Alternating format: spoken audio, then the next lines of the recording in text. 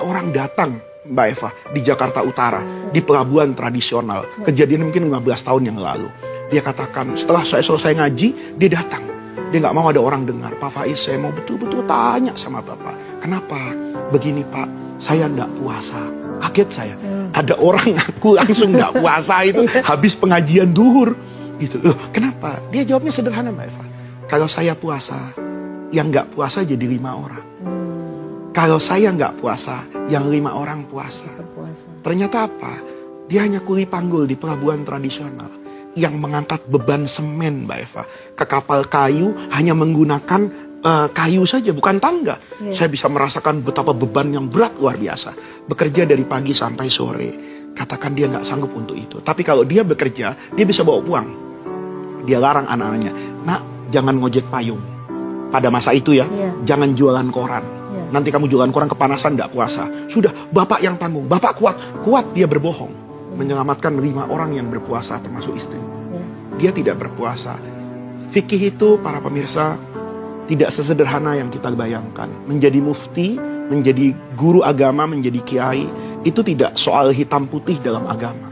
Tapi ada realita di masyarakat yang mungkin harus kita sikapi dengan kebijaksanaan. Maka saya dengan niru guru-guru saya, itu saya peluk orang tadi.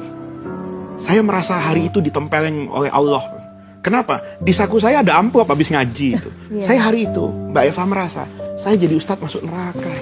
Kok bisa ya? Saya ceramah di masjid ini bertahun-tahun. Saya tidak tahu ada jemaah yang hidupnya sulit seperti itu, sementara saya bisa pakai jas seperti ini. Hari itu saya mengatakan, ini ada kezaliman yang terjadi pada diri saya. Maka sebelum saya nasihati orang itu, saya katakan, Bapak selamatkan dulu surga saya. Kenapa bos? Saya kasih uang ini. Bapak pulang, ini uang cukup berapa hari, Bapak jangan kerja. Dia katakan, terima kasih. Itu menyelamatkan saya. Nah, soal orang itu nanti dia tidak puasa pada hari selanjutnya, itu saya serahkan kepada Allah. Kita jangan mudah, Mbak Eva ya, menghakimi dan menghukumi orang. Kalau kita tidak tahu latar belakang apa yang membuat orang itu melakukan tersebut, kita tidak tahu juga peran apa yang sedang dia mainkan.